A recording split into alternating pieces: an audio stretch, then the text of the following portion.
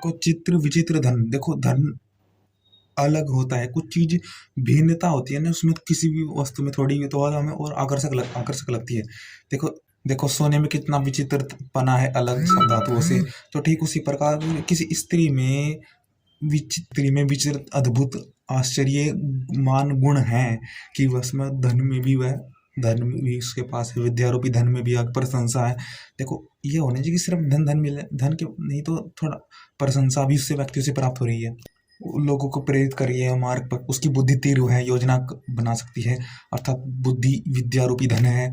तो ये सब विचित्र बनाकर सी उसको आकर्षक करती है। जिस जो ऐसी स्त्री हो, ऐसी स्त्री आपके जीवन में हो तो आपका जीवन आनंद पूर्वक हो सकता है, क्योंकि जो हम उससे प्रसन्न होंगे तो प्रसन्नता पुरुष ही सब आठ प्रकार के आनंद को प्राप्त कर सकता है। प्रसन्न पुरुष ही, देखो समाज में कहावत भी है कि कोई अप्रसन्न है, कोई दुखी है तो उसको स्त्री से प्रसन्नता या स्वयं किसी में इतनी क्षमता हो कि वह स्वयं भी प्रसन्न होता है तो स्वयं उसको विवाह करने की आवश्यकता नहीं है। स्वयं प्रसन्नता स्वयं योजनाओं से वह अपनी भावना रूपी प्रबलता से भाव रूपी उससे आगे बढ़ सकता है वह। तो ये भाव ही तो है कि प्रसन्न करती है, वो भाव ही तो है कि हम उससे सीखते जुड़ते, अर्थात वही कि वह उसमें अन्य विचित्रपना है, अद्भुत गुण है उसमें, यही तो उसकी प्रबलता है कि उसमें विचित्र गुण है, आश्चर्य रूपी गुण उस स्त्री को पसंद करती है, पुरुष को सब आनंद प्रदान करने वाली हो। जिस प्रकार सूर्य की किरण सब में व्याप्त है, अर्थात हम देखते हैं हमको प्रकाशित संसार दिखता है, दृश्यमान होता है, तो ठीक उसी प्रकार हर भाव स्त्री के विद्यमान है, स्त्री में हर भाव कि हम जहाँ पर जो चाहते हैं उसको क्या है कि अगर आपको सबको एक पुरुष को पूर्ण आनंद कल्याण होना चाहिए, किसी के एक ही पतिव्रता स्त्री होती तो उसको सब प्रकार विविध प्रकार के सुख आनंद प्राप्त होंगे।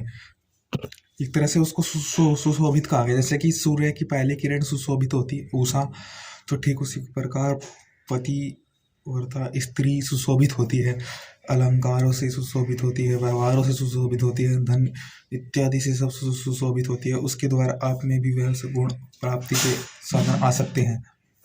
उसका एक तरह से रमणीय स्वरूप कहा गया है, जैसे कि उषा का रमणीय स्वरूप है जिसको हम देखकर अति प्रसन्न होते हैं। तो स्त्री अगर वह प्रसन्नता आपको प्रदान करती हो देख करके ही, तो आपके जीवन में बहुत आनंद आएगा, आपका जीवन का हेतु बनेगी वह, आप बहुत कुछ प्राप्त कर सकते हैं। प्राण और जीविका की आपकी हेतु बन सकती है जीविका और आनंद। इसलिए कहा गया कि हे पत्नी तू मेरी वाक्य को सुन, अर्थात मैं तुमसे प्रीति रखता हूँ, तू मेरी बातों को सुन, तू मुझको आनंद प्रदान कर। अर्थात वही प्राण और जीविका, प्राण आनंद, जैसे कि यह उषा करती है रमणीय, ऐसे ही तू मुझको प्राण से युक्त कर और जीविका से युक्त कर। अर्थात यही है कि जिसकी पतिव्रता स्त्री होगी वही एक ही आपको बहुत विविध प्रकार का विस्तार से आनंद प्रदान कर सकती है, जैसे कि उषा।